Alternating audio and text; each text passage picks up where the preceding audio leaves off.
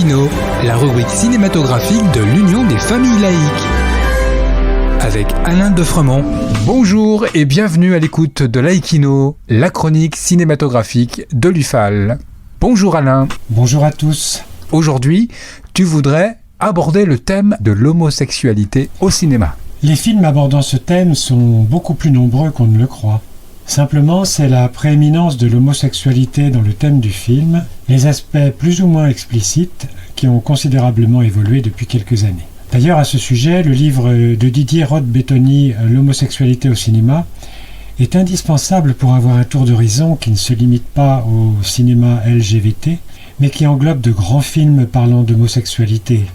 Je citerai Mort à Venise, Le secret de Brokeback Mountain, L'homme blessé, ainsi que des genres différents allant de la comédie franchouillarde à la cage aux folles, au genre purement érotique comme L'inconnu du lac, ou alors à la formidable comédie musicale de Christophe Honoré, Les chansons d'amour, ou encore sur l'homoparentalité comme Les autres, jusqu'au film militant, Hugo et Théo dans le même bateau. Cependant, des films assez anciens y faisaient déjà référence. Oui, souvenons-nous du film de Joseph Mankiewicz en 1959, Soudain l'été dernier, The Servant réalisé par Joseph Losey en 1963, Des amitiés particulières de Jean Delannoy en 1964, ou encore le Music Lovers de Ken Russell en 1970. Et bien sûr, les films de Pier Paolo Pasolini dans les années 70. Il y était souvent question de l'homosexualité masculine. C'est vrai, le plus souvent.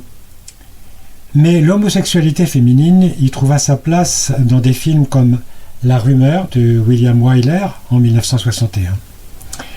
Plus récemment, la réalisatrice Cécile Sciamma lui a donné ses lettres de noblesse avec notamment La naissance des pieuvres et le plus récent et splendide Portrait de la jeune fille en feu.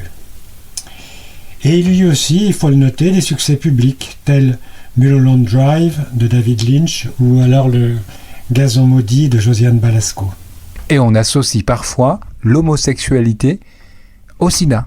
L'association AID devrait, à l'occasion de la journée de la femme, le 8 mars, révéler que dans le monde, ce sont les femmes qui sont majoritairement infectées.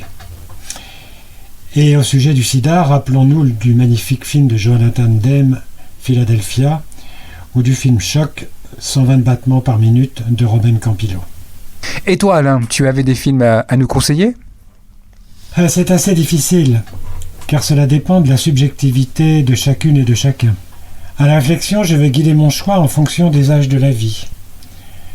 Le très beau film d'André Téchiné, Quand on a 17 ans, apporte un regard très juste et très fort sur la construction de l'identité sexuelle et sur l'amour. La difficulté de vivre un amour impossible est admirablement décrite dans deux films splendides de l'américain Todd Haynes, Carol et Loin du paradis. Et enfin, l'homosexualité des seniors dans le subtil et très émouvant Un printemps à Hong Kong de Ray Young. On peut citer aussi les films du réalisateur Xavier Dolan, le Canadien, ou ceux du Français François Ozon, qui apportent chacun un éclairage intéressant. Très récemment est sorti un film autrichien, Great Freedom, film très noir, très dur, sur le paragraphe 175 du Code civil allemand, qui, décrété en 1872, a criminalisé les homosexuels pendant 123 ans, mettant en lumière la continuité entre nazisme et post-nazisme. Merci Alain, et à bientôt. En attendant de nous retrouver, vous pouvez retrouver nos émissions de balado-diffusion sur laicidad.ufal.org ainsi que sur notre site ufal.org. Pensez aussi que nos activités ne sont possibles que grâce à vos dons et à vos adhésions. À bientôt pour un prochain rendez-vous de Laïkino. C'était Laïkino, la rubrique cinématographique de l'Union des familles laïques. Retrouvez toutes nos rubriques Laïkino et l'ensemble de nos balados-diffusions sur lufal.org.